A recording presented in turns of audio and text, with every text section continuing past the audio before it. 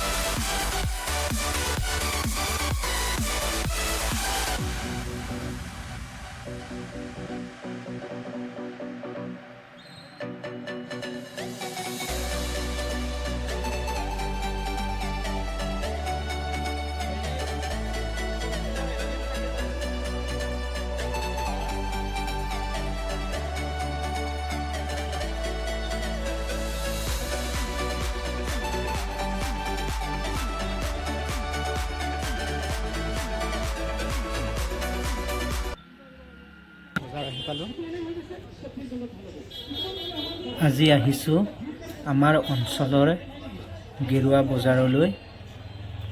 আমাৰ একেবাৰে ওচৰতে থকা এই বজাৰখন আছে মৰিগাঁৱৰ হুৰা গাঁৱৰ গেৰুৱা অঞ্চলত, য'ত ওচৰ পাজৰৰ বিভিন্ন ঠাইৰ পৰা ক্ৰেতা বিক্ৰেতাসকল আহে। মোৰ এই ভিডিঅ'টো যদি আপোনালোকৰ ভাল লাগিছে তেতিয়াহ'লে লাইক, কমেণ্ট আৰু মোৰ চেনেলটো ছাবস্ক্ৰাইব কৰি দিব।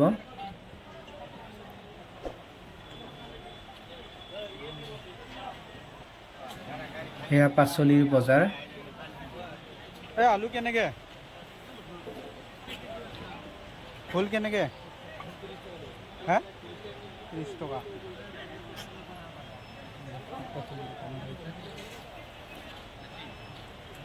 বিলাহী কেনেকৈ?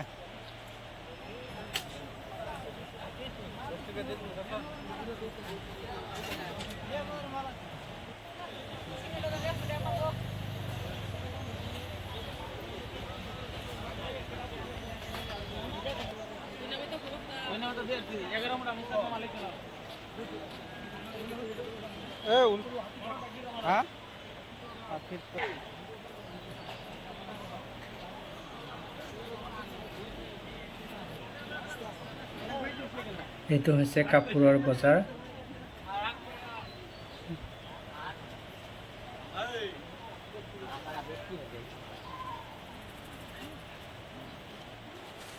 আৰু এয়া জোতা চেণ্ডেলৰ বজাৰ।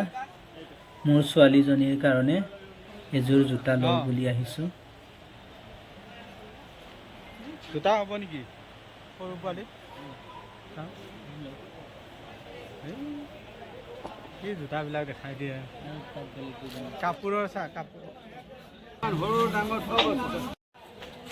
আৰু শেষত এয়া আহিছোঁ মাছৰ বজাৰলৈ। অলপমান মাছ লওঁ বুলি। এয়া বিভিন্ন ধৰণৰ মাছ ওলাইছে। আৰু আজিৰ এই ভিডিঅ'টো মই ইমানতে সামৰণি মাৰিলোঁ। ধন্যবাদ।